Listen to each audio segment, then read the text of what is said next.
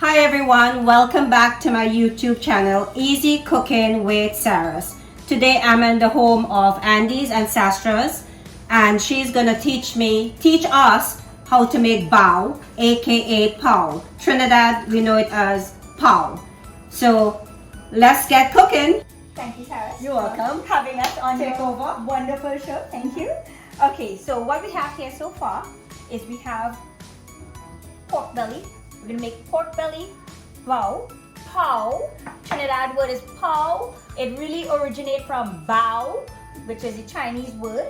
And then we're also gonna have turkey pao, which is a pound of turkey. So we're gonna make two sets: one pao bao and turkey pao, pork and turkey. So I'm gonna mix in the ingredients here. This is, again, I'm eyeballing it. So a half an onion, garlic. Just gonna throw some in there, you know what I'm saying? Throw some in here. Come on, you know. Gonna add the seasonings. This is hoisin sauce. Hoisin sauce. Yeah. 2 tablespoons. Some oyster sauce. You have to have oyster sauce in your Chinese cuisine. Soy sauce. 2 tablespoons. So both sets are made with the same type of seasoning. This is all savory, very salty kind of thing. So we need to balance it out with the sugar. About a tablespoon and a half. What do you think? What do you think? I say so. Right? About a tablespoon and a half. Mix time. You see, you have to have a little. Yes, we have one of the main ingredients in Chinese cuisine, the MSG. Brings out a bunch of flavor. A tablespoon of this for liquid water, right?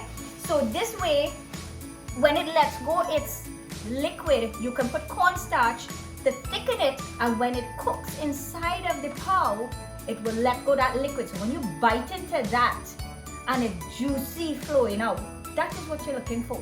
We want to make sure that this is cooked and sitting to cool down before we start making the bao or the pao, because once we start making it, we don't want it hot to put in our hands, because we'll have to fill this thing using our hands. So we need to make sure it cools down before we start making it. So while we do that, we'll open, not doing it from scratch.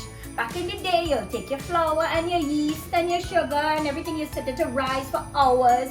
But this is what I make Andy go and get from it, right? So this is pizza dough. Steam it is where it makes pao. Some regular oil. A little like this, eh? Okay, so since this is the turkey that doesn't have too much fat, we put a little more oil than we would for the pork, because the pork lets out a lot, it renders a lot of oil from the fat. So we put less in there. So let's start. We've already heated up the stove. The stove. Let's throw that in. You hear that sizzle? Eh? Okay, so this is about 8 to 10 minutes, right? If you notice the difference in the color, it was pink. There's no pink in this anymore. So that means it's showing that it's cooked. And you see the liquid that's releasing? That liquid is what's the flavor. We are going to add a cornstarch slurry to thicken it. Now the pork fat doesn't have too much of a liquid, but we're still going to add the cornstarch to make a slurry, because once it steams in the bao or the pao, it's going to release that liquid. You want to release that liquid like a gel. When it's cooking, it's going to release the liquid. When you put the cornstarch, it's going to thicken it. Right now is the point where I will add the tricolor coleslaw here. It has everything that gives a little crunch. So I'm going to add that, and I'm going to turn this off. Turn that off. And I'm going to add a little bit of cornstarch to it. I'm a sous chef. Notice the color. Now, I'm just going to add a cornstarch slurry to thicken up the sauce in it. Right? A little bit, just a little bit. Because the cabbage would have soaked up most of the liquid. Last ingredient is sesame oil. Right. Not too much. You don't want to overbear it. Just a little pinch again. One thing I did forget to mention, it was in the background, so I forget it. This, the green onions, the sprigs, the green part of what we had cut, this is extra added flavor. Nothing else but added flavor, you know. So, in the meanwhile, what we're going to do is allow this to cool. Move it off the heat. Move it off the heat and allow this goodness to cool. Again, we're just using the quick version, the Pizza Buddy. It's pre-made pizza dough. Because again, this is easy cooking with Sarah's. Thank you, thank you. So I am going to, so I've already combined the 3 pizza doughs that I have in here. I'm gonna make small balls. Right there. Let it sit. And now the thing is, once I make these balls, I don't want to touch them right away and make them because they need to set for another maybe 5 minutes. So I'm going to put them down. How much I can get out of this. So what I'm going to do is I'm going to roll one out to fit these molds. This is a mold we're going to use that I have oil. Make sure the middle is thicker than the ends. So what I do is I did this, make it in the end. I'm sure I'm probably doing it as well. See, notice the middle is thick. This way, when we fill it, we press the meat in it.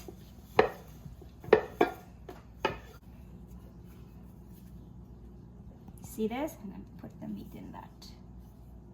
So, if you like the molds, I will put the link. That's it.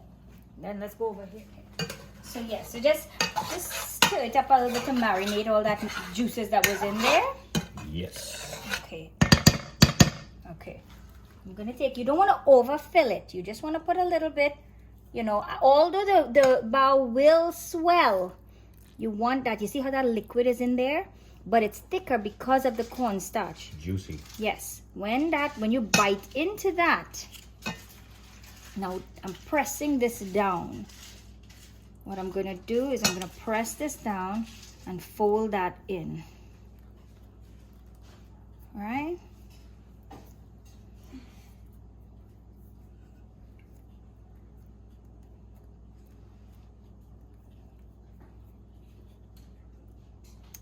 You have that nice little bowl. So now we're going to put this in the steamer.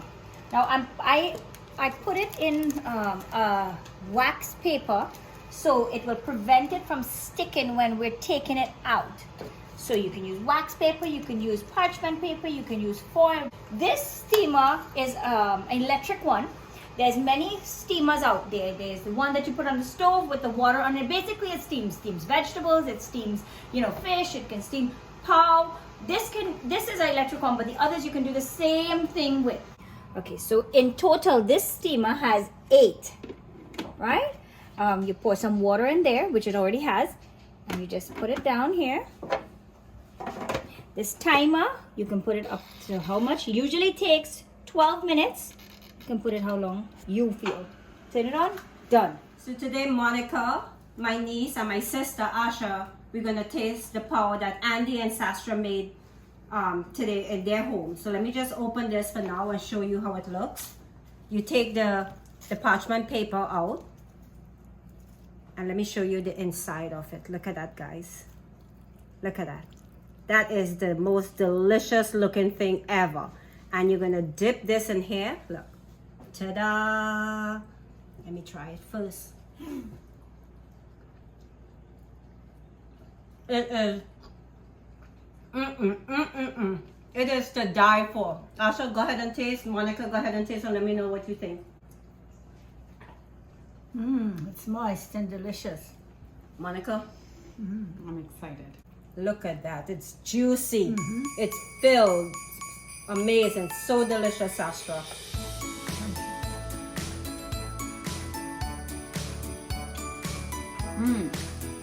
It's savory. It's tasty, savory, like a delightful snack. Yeah. Very juicy. Thank you, Sastra and Andy, for allowing us to come and videotape you making this delicious bao, as We say AKA Trinidad Power. Thank you for joining us.